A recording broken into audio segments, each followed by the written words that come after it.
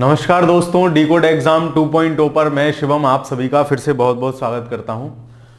आपका जो original D code exam channel है आप सभी को पता है वो हैक किया जा चुका है। उस पर जो भी संभव प्रयास हो सकते हैं हम लोग प्रयासरत हैं, लेकिन उसके साथ साथ क्योंकि आप लोग लगातार कमेंट कर रहे थे और मुझे भी चैनल द्वारा निर्देशित किया गया है कि आपकी पढ़ाई नहीं रुकनी चाहिए, उसको हमें कंटिन्यू बनाए रखना है। ठीक है, तो यद्यपि मैं शायद उस ऊर्जा से क्लास ना ले पाऊं जिससे सामान्यतः लेता हूं, लेकिन फिर भी पूरा प्रयास करेंगे कि निरंतर रूप से जो कक्षाएं आपकी चल रही थी वो कंटिन्यू रहें।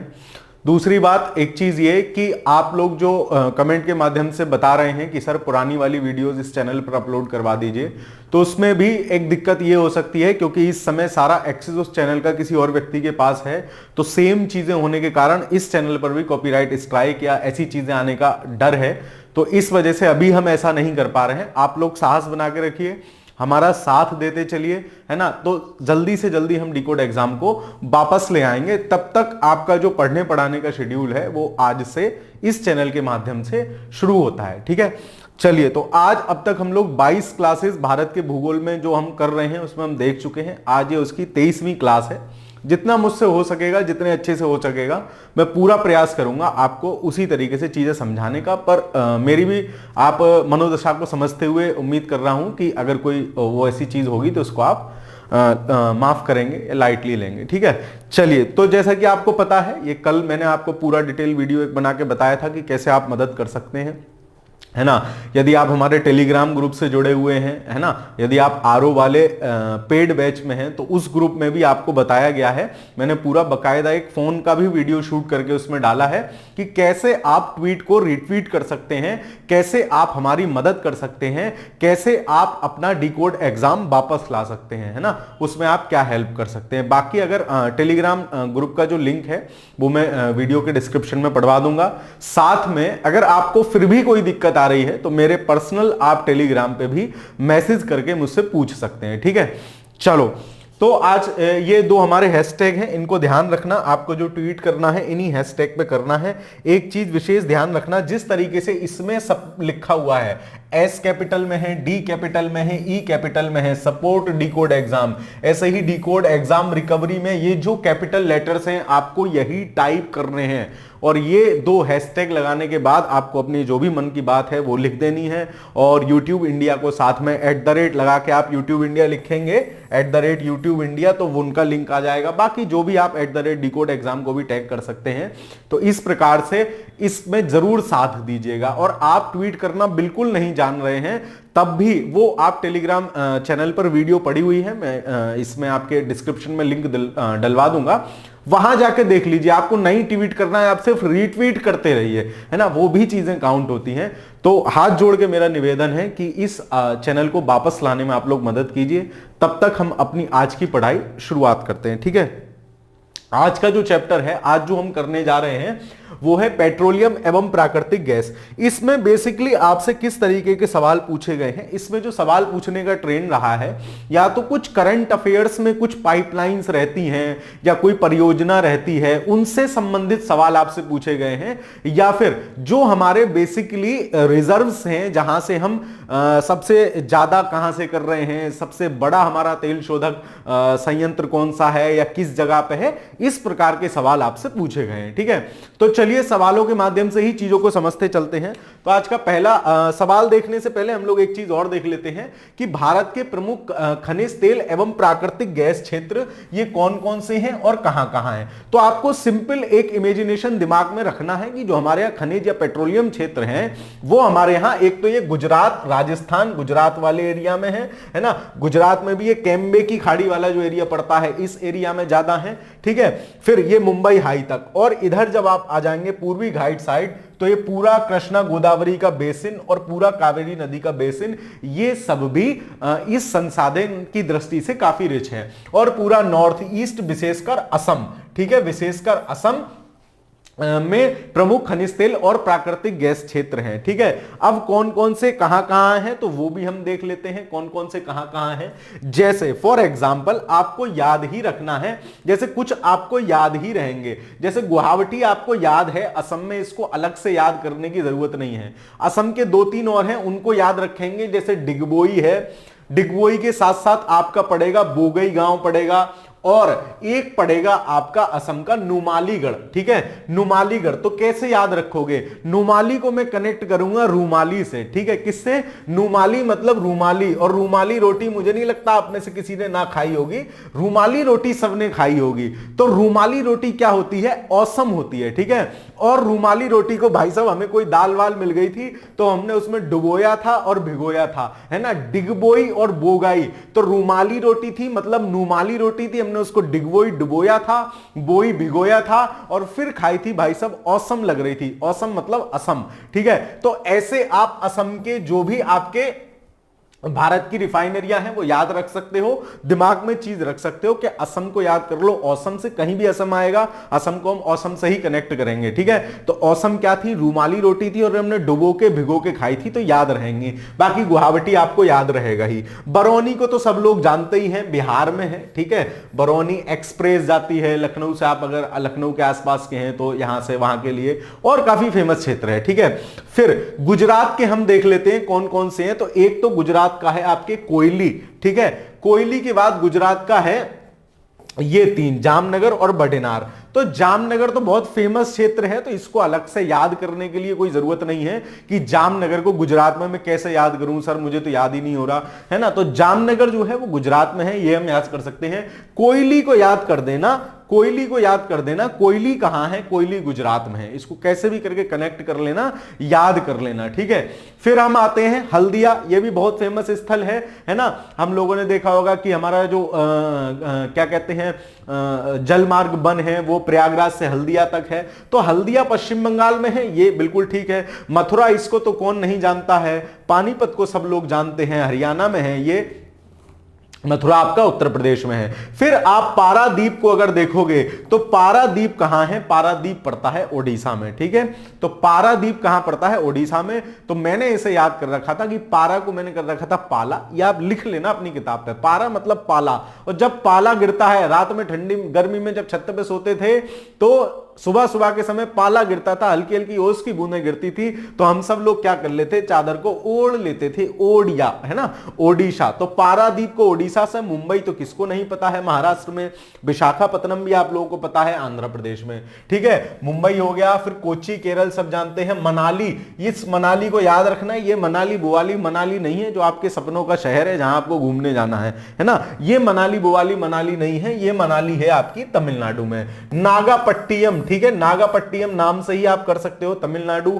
मैंगलोर कर्नाटक बहुत फेमस है। तातीपाका, तो आंध्र प्रदेश के ये 2 याद रख लेना, तातीपाका और आपका विशाखापट्टनम। ठीक है, तातीपाका नाम से भी थोड़ा सा आप अंदाजा लगा सकते हो, तातीपाका आंध्र प्रदेश। और यकीन मानना आप 3 से 4 बार पढ़ोगे ना ये चीज आपको याद हो जाएंगी। असम वाले थोड़े से खतरनाक थे इसलिए मैंने वो आपको उस तरीके से याद करा दिए। बाकी बीना मध्य प्रदेश, ये भी बहुत फेमस है। भटिंडा पंजाब, ये तो कहने की जरूरत ही नहीं है। तो हमने सारे भारत की प्रमुख रिफाइनरियां देख ली, कहां कहां हैं। अब आगे की चीज सवालों के हवाले, सवालों के माध्यम से करते चलेंगे। ठीक है, चलो, भारत में सबसे पुराना तेल भंडार कहां है।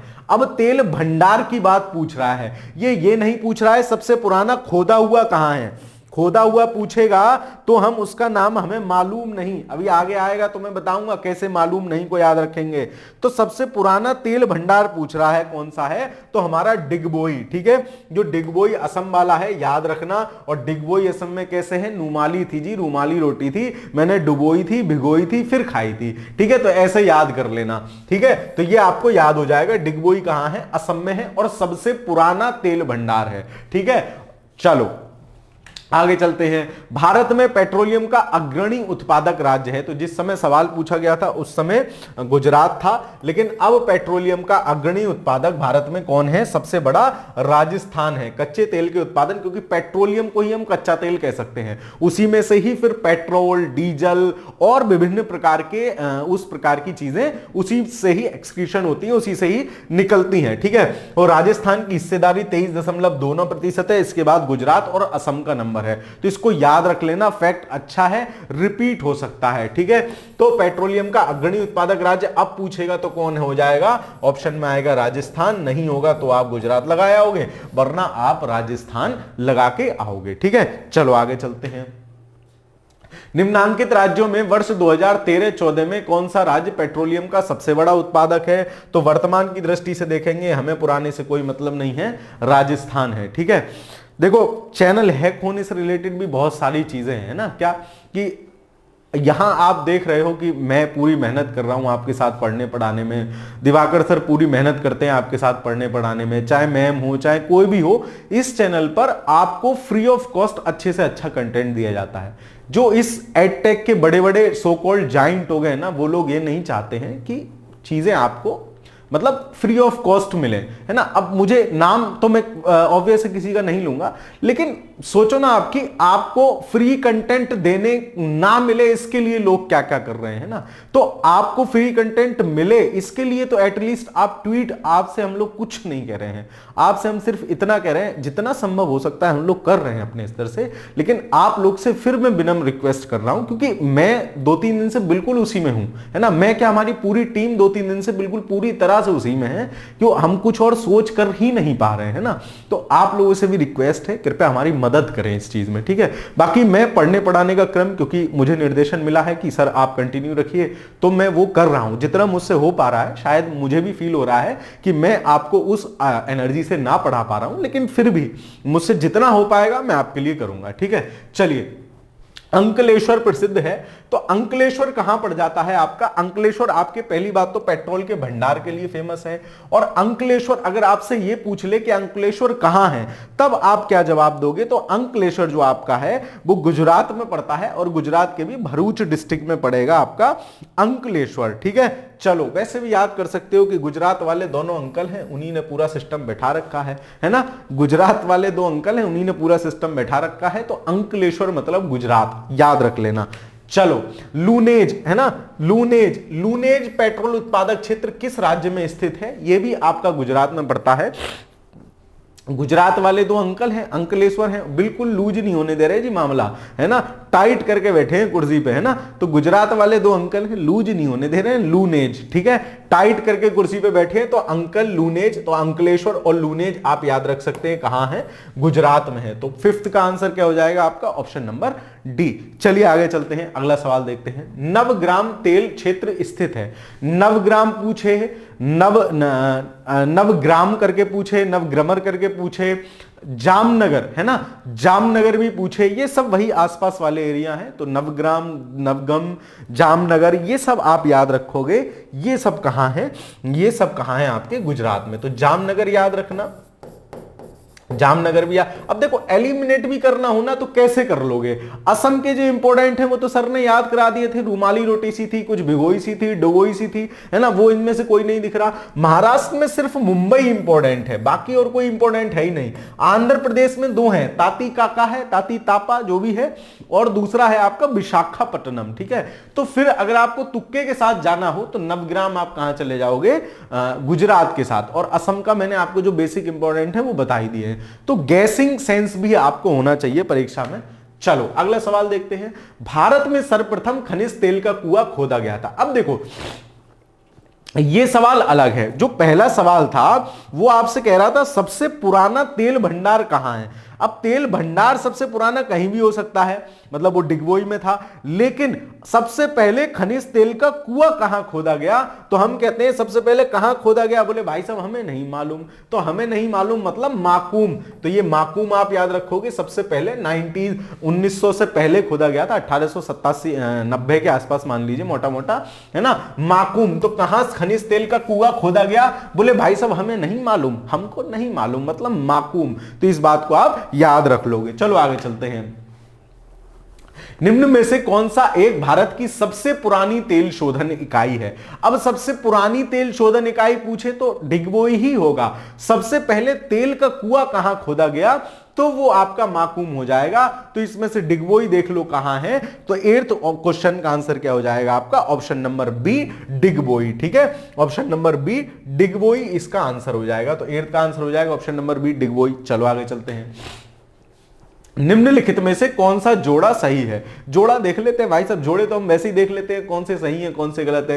तेरी जोड़ी फिट है जी, है ना? तो इस तरीके से चलो, तो यहां पे भी जोड़ी कौन कौन सी फिट है देख लेते हैं। बरौनी, अभी तो सर आपने याद कराया था बरौनी कहां है? बरौनी बिहार में है। सर अभी तो आप बता रहे थे कि लखनऊ से ट्रेन जाती है बरौनी, बरौनी एक्सप्रेस। ठीक है, तो बरौनी कहां है? आपके बिहार में पड़ जाता है। फिर विशाखापत्तनम आंध्र प्रदेश, ये तो सही सा मालूम पड़ रहा है, तेरा ही जोड़ा सही है भाई। बाकी देख लेते हैं। महाराष्ट्र कोयना, कोयना कोयली, ये सब कहां पड़ते हैं? गुजरात में पड़ते हैं। महाराष्ट्र ये गलत है। मथुरा जी, मथुरा वृंदावन तो विश्व प्रसिद्ध है, ये तो गुजरात में कहां होगा? ये तो हमारे उत्तर प्रदेश में है। ठीक है, तो डी भी गलत हो जाएगा। इसका मतलब क्या है? सही पूछ रहा है कौन सा जोड़ा सुमेलित है, दैट इज आंध्र प्रदेश सही सुमेलित है। ठीक है, चलो आगे चलते हैं, यानी 9th का बी आपका आंसर हो जाएगा।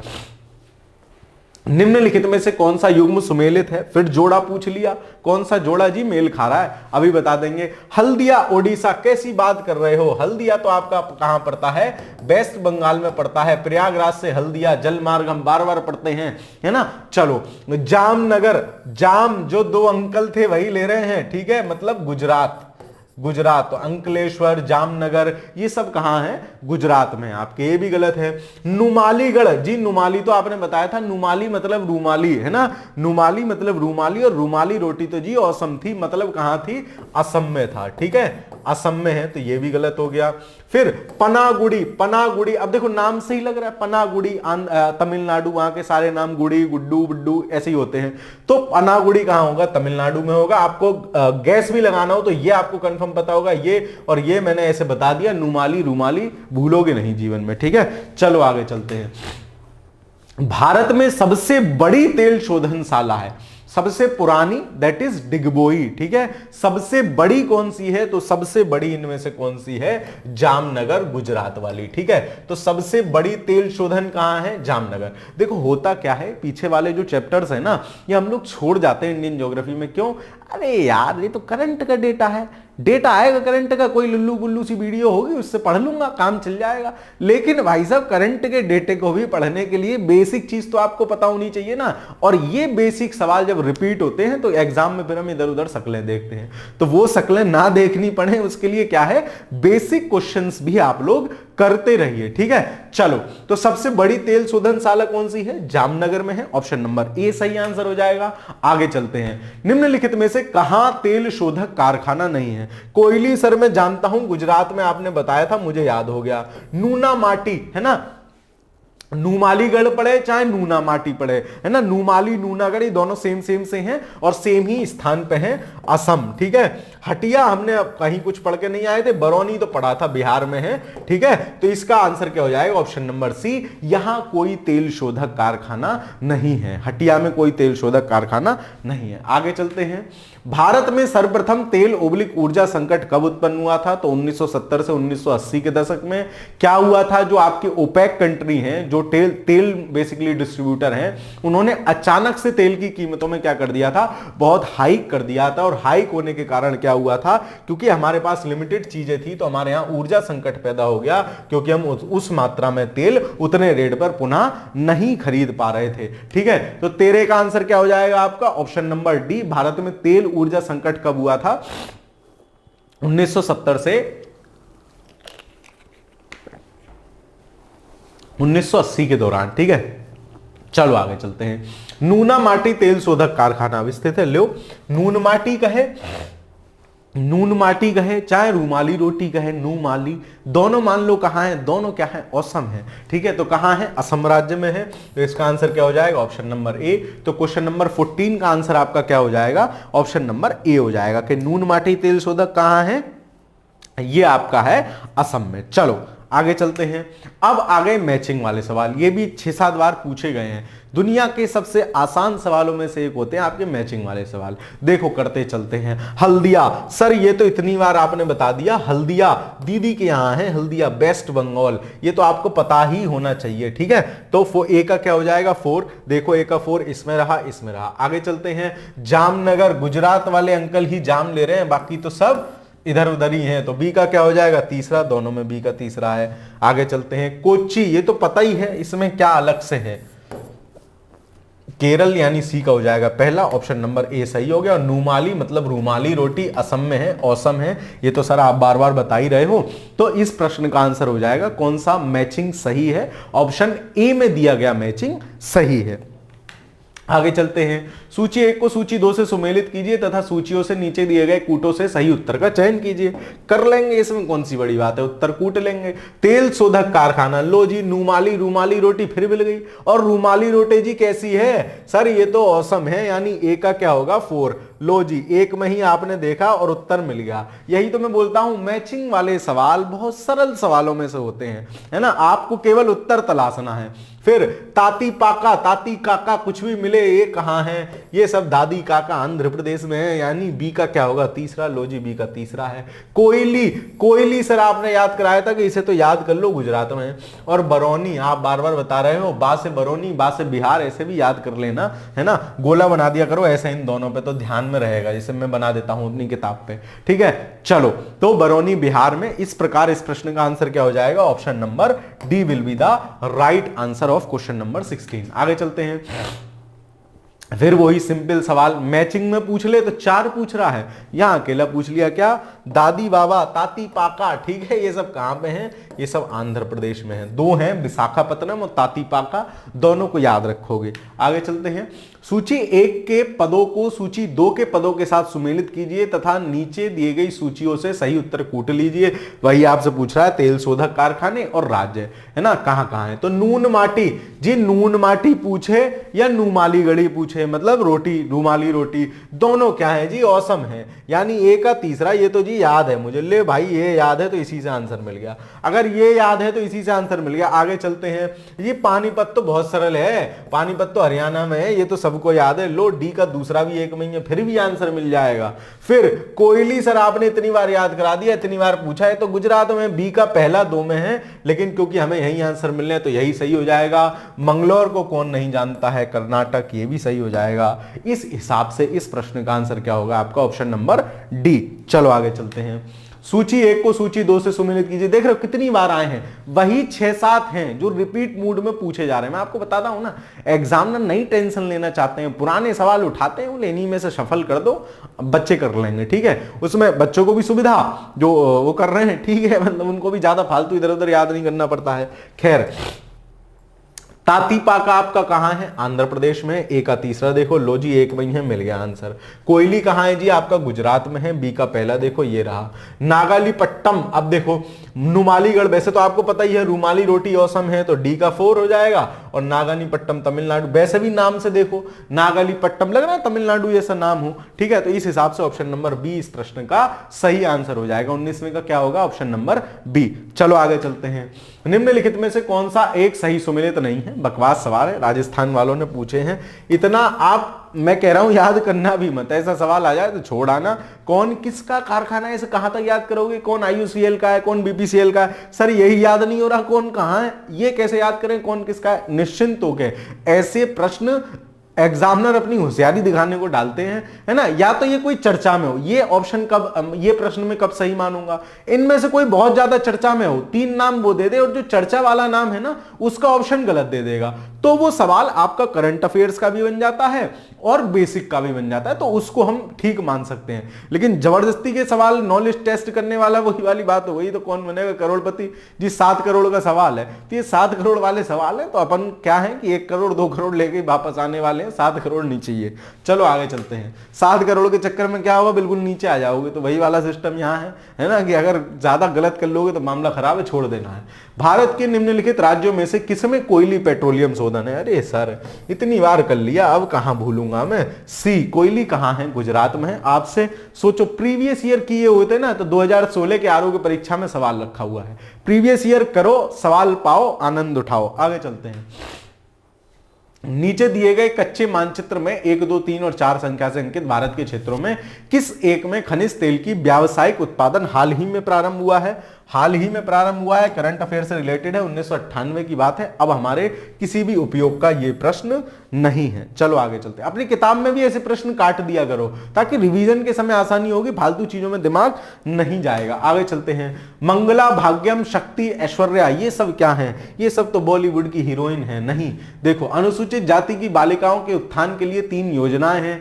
बाड़मेर सांचौर बेसिन में खोजे गए तेल क्षेत्र हैं। निजी क्षेत्र के विश्वविद्यालय हैं। नहीं, तो ये राजस्थान के बाड़मेर क्षेत्र में खोजे गए वो हैं। और आरएएस का ही सवाल है, तो यहां राजस्थान विशेष के कुछ सवाल आते हैं, करंट अफेयर्स में चर्चा में होगा। जैसे पिछली साल वो एक पाइपलाइन बहुत चर्चा में थी, उसका साइज वाइज बढ़ा रहे थे, पिछले 2-3 सालों से है वो लगातार। तो कई बार आप देखोगे अभी आगे सवाल हैं, कई बार उससे सवाल आए हैं। तो करंट अफेयर्स में अगर कोई ऐसी चीज है तो उसको भी आपको विशेष ध्यान रखना है। चलो आगे चलते हैं। 14 NIL P blocks 1, JB blocks 2, nomination block, CV1 block संबंधित है। ये सब क्या है? पेट्रोलियम अन्वेषण से संबंधित है। करंट अफेयर्स का सवाल होगा, कुछ ना कुछ चर्चा में होगा। ठीक है, खैर आगे चलते हैं। हाइड्रोजन विजन 2025 किससे संबंधित है? अब देखो, हाइड्रोजन विजन यूरो 1 तथा यूरो 2 वाहन से, पेट्रोलियम उत्पादन के भंडारण से, ग्रीन हाउस प्रभाव से, उपयोग में से कोई नहीं। तो हाइड्रोजन वाला जो सिस्टम होगा, हाइड्रोजन विजन 2025 तक, ये कुछ करंट अफेयर से रिलेटेड ही है बेसिकली। ये भी है ना कि कुछ ऐसा बनाया गया होगा कि भाई 2025 तक हमें ये चीजें प्राप्त कर लेनी है, ऐसा कर लेना है, वैसा कर लेना है। तो बेसिकली ये पेट्रोलियम उत्पाद के भंडारण से संबंधित है, क्योंकि ग्रीन हाउस से तो इसका कोई मतलब होगा नहीं, इसको भी काट ही देते हैं। ये यूरो 1 और यूरो 2 के वाहन 2025 तक यूरो 1 और यूरो 2 क्या करेंगे, अब तो और आगे आ गए ना, तो ये सही है। ठीक है, चलो आगे चलते हैं।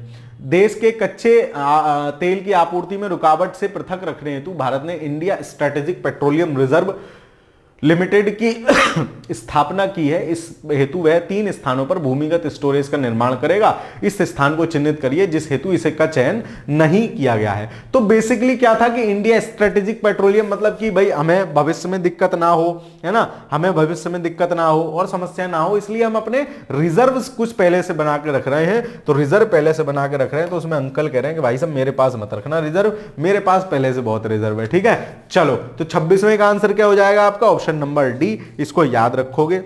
चलो आगे चलते हैं। भारत में तेल अन्वेषण का कार्य किया जाता है, मतलब तेल खोजने का कार्य कौन करता है? तो एक तो ONGC करती है, एक ONGC करती है और एक OIL करती है। 2 कंपनियां हैं जो तेल, ONGC, ठीक है, और OIL। तो ONGC और देखो ONGC तो इसमें है नहीं, ऑयल इंडिया लिमिटेड है, तो ऑयल इंडिया लिमिटेड याद रख। तो इस फैक्ट को भी याद रख लेना कि तेल के अन्वेषण मतलब खोज, कि भाई साहब तुम्हारे घर के नीचे तेल है, ये कौन खोजेगा? ONGC वाले खोजेंगे या OIL वाले खोजेंगे। आगे चलते हैं।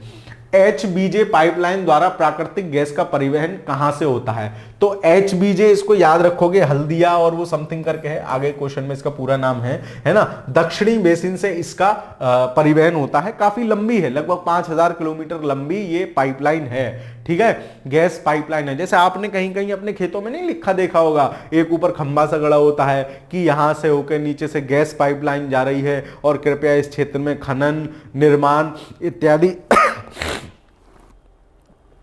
इत्यादि चीजें क्या हैं? वर्जित हैं, है ना, ऐसे करके लिखा हुआ मिलता है ना। तो वो वही वाला एरिया होता है जहां से पाइपलाइन, गैस पाइपलाइंस जा रही होती हैं। ठीक है, चलो तो ये दक्षिणी बेसिन से होकर जाती है बेसिकली।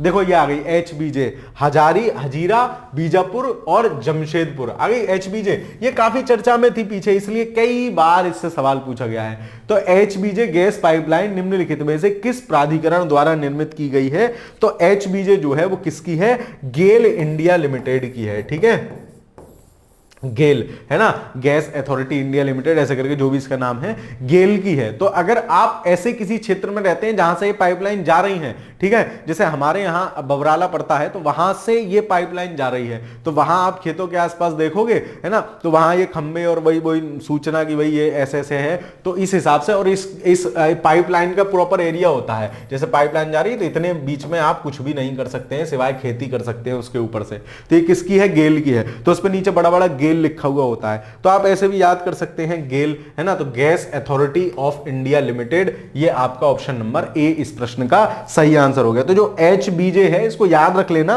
कई बार सवाल पूछा है ना, कई बार सवाल पूछा है। चलो आगे चलते हैं। HBJ प्राकृतिक गैस पाइपलाइन निम्नलिखित में से कौन सा पंपिंग स्टेशन नहीं रखती है? अब इतने पंपिंग स्टेशन होंगे, याद भी रख के क्या कर लोगे, और वैसे भी ज्यादा कठिन सवालों छोड़ाओ। हालांकि इसका सवाल का आंसर ही गलत था, क्योंकि इनमें से सिर्फ उसके पास गुना था, है ना, गुना पंपिंग स्टेशन था, बाकी इनमें से कोई पंपिंग स्टेशन HBJ के पास नहीं था। तो इसलिए आप ये याद रखोगे, सवाल का आंसर भी गलत था। ज्यादा कठिन ऐसा सवाल आ जाए ना बकवास से, इसमें पता ही नहीं इसमें क्या रिस्क लोगे यार, है ना, रिस्क लोगे तो मामला खराब ही होना है। आगे चलते हैं। हाल ही में रिलायंस इंडस्ट्रीज के द्वारा भारत के किस भाग में 34 KDGC बेसिन में, जो 2009 से लगातार चर्चा में है, प्रचुर भंडार खोजे गए हैं? तो इसमें ये करंट अफेयर से रिलेटेड क्वेश्चन है ना। तो इसमें जो आंध्र अपतटीय क्षेत्र थे, जो आंध्र प्रदेश वाले जो कृष्णा गोदावरी बेसिन है, वहां की ये कहानी है। करंट अफेयर से रिलेटेड बेसिकली सवाल आपका है। तो करंट अफेयर्स की दृष्टि से आपको ध्यान रखना है, इस प्रकार के कोई भी सवाल चर्चा में है, इस प्रकार की कोई भी जगह चर्चा में है जहां कोई नई प्रजाति मिल रही है, कोई नया खनिज खोजा जा रहा है, कुछ नई बात अगर हो रही है, तो आपको यह चीज वहां से ध्यान रख लेनी है, ठीक है। क्योंकि सवाल बन के वहीं से आएगा, कौन सी कंपनी वहां काम कर रही है, कितना वहां से चीजें मिली हैं, किस चीज के निक्षेप मिले हैं, किस काल के हैं, ऐसी चीजें भी आपसे पूछी जाती हैं। आगे चलते हैं। भारत में अधिकांश प्राकृतिक गैस का उत्पादन निम्न में से कहां किया जाता है? तो बॉम्बे हाई, ठीक है। बॉम्बे हाई जो मेन मुंबई के तटीय क्षेत्र से लगभग 150 किलोमीटर दूर एक स्थान है, जहां जो है इस प्रकार की गतिविधियां होती हैं, और जो है प्राकृतिक गैस का उत्पादन, पेट्रोलियम का उत्पादन यहां से जो है सबसे ज्यादा होता है। चलो आगे चलते हैं। बॉम्बे हाई तेल क्षेत्र के संबंध में निम्नलिखित में से कौन सा कथन सत्य नहीं है? बॉम्बे हाई तेल क्षेत्र मुंबई के तट से 60 किलोमीटर नहीं, लगभग 150, एग्जैक्ट 158 समथिंग है ना, 150 मान लेते हैं। इसकी खोज 1965 में हुई थी, ठीक है। ये इसका सबसे पहला तेल कुआं 1974 में खोजा गया था। इसे भारत रूस संयुक्त टीम ने खोजा था, ये भी सही है। तो दो फैक्ट तो इसके बारे में याद रख ही लेना मुंबई हाई के बारे में, कि मुंबई के तट से लगभग 150, 158, 159 किलोमीटर दूर है, और 160 मान लो लगभग, और ये भारत और रूस की संयुक्त परियोजना थी। 1965 में इसको खोजा गया था। तो वही पूछ रहा है कौन सा सही नहीं है, तो ए सही नहीं हो जाएगा, बाकी सब इसमें सही है, ठीक है। आगे चलते हैं। KD6 बेसिन में जो अप्रैल 2009 से लगातार चर्चा में है, भारी मात्रा में किस लिए, वही है, कुछ करंट अफेयर्स का होगा, और कच्चे तेल के भंडार यहां पाए जा रहे हैं, ठीक है। तो ये क्योंकि अब देखो 2009 से चर्चा में है, 2011 वाले एग्जाम में पूछ लिया, तो करंट अफेयर्स में अगर ऐसी कोई पाइपलाइन, ऐसा कुछ भी चर्चा में है, उसको विशेष ध्यान रखोगे, क्योंकि वहां से सवाल के फॉर्मेट होने की चांसेस ज्यादा होते हैं। आगे चलते हैं। भारत के निम्नलिखित क्षेत्रों में से किनमें शैल गैस के संसाधन पाए जाते हैं? तो शैल गैस देखो कहां मिलेगी, याद करो, शुरू वाला मैप मैं आपको दिखा देता हूं एक बार, शुरू वाला मैप, जिसमें आप वो देख पाओ। देखो ये जो आपका है, तो ये देखो, ये हो गई कावेरी बेसिन, यहां प्राकृतिक गैस और तेल शोधन। ये हो गया कृष्णा गोदावरी बेसिन, यहां पे भी है। ये हो गया हमारा नॉर्थ ईस्ट वाला एरिया, और ये जो पड़ जाती है खम्बात की खाड़ी, केम्बे की खाड़ी, ये एरिया भी है, ठीक है। अब अपन उस सवाल पे चलते हैं, जो हमसे पूछा गया है ना, कि कौन सा जो है इनमें से कहां जो है वो चीजें मिल रही हैं, ठीक है। चलो, तो वो आपका सवाल आ गया, ये है ना, एक मिनट, ज्यादा आगे आ गए। ये है, भारत के निम्नलिखित क्षेत्रों में से किनमें शैल गैस के संसाधन पाए जाते हैं? तो देखो, केम्बे की खाड़ी गुजरात वाला एरिया, कावेरी बेसिन और कृष्णा गोदावरी बेसिन, है ना। इसको कृष्णा गोदावरी केजी बेसिन भी बोलते हैं, तो याद रखना, है ना। चलो, तो ये क्या होगा, तीनों में मिलेंगे सेल गैस। तो आपको अगर मैप पे थोड़ा सा भी आइडिया दिमाग में है ना, अब वो आपको इसमें एक नॉर्थ ईस्ट और जोड़ देता तो आप कह देते सब वो भी सही है, और इसकी जगह कावेरी बेसिन की जगह मान लो वो नर्मदा बेसिन दे देता, तो आप कहते ना जी नर्मदा बेसिन के आसपास तो नहीं मिल रहे हैं, कैम्बे की खाड़ी के आसपास भले ही मिल रहे हैं, बिल्कुल जहां नर्मदा आके गिरती है वहां। तो इस बात का आप ध्यान रखेंगे।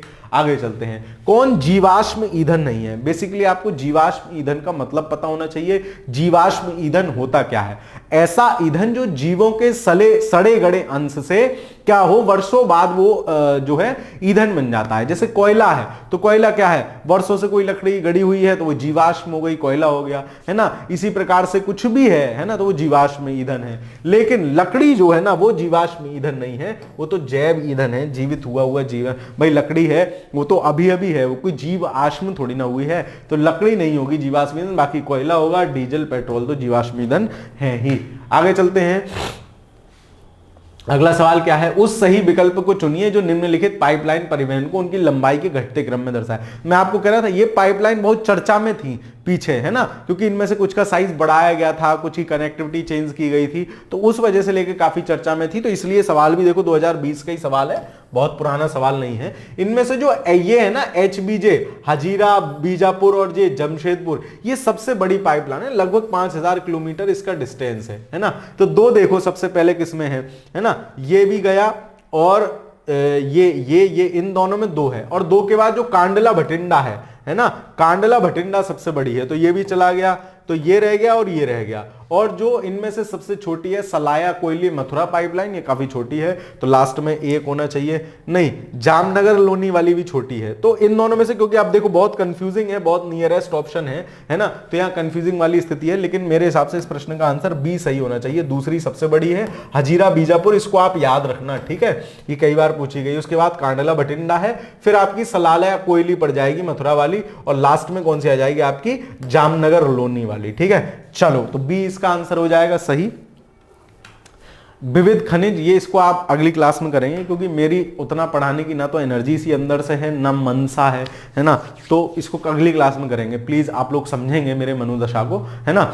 चलिए, तो फिर अगली क्लास में मिलते हैं। तब तक अगर आप डीकोड एग्जाम के बारे में जानते हैं, यहाँ से कुछ ना कुछ लाभ लेते रहे हैं, मेरी कक्षाओं को करते रहे हैं, तो आपसे फिर से करबद्ध निवेदन कर रहा हूं कि जो हमारे हैशटैग चल रहे हैं, है ना, जो हम अपने चैनल को वापस लाने के लिए प्रयास कर रहे हैं, उसमें आप सब लोग साथ दे सकते हैं।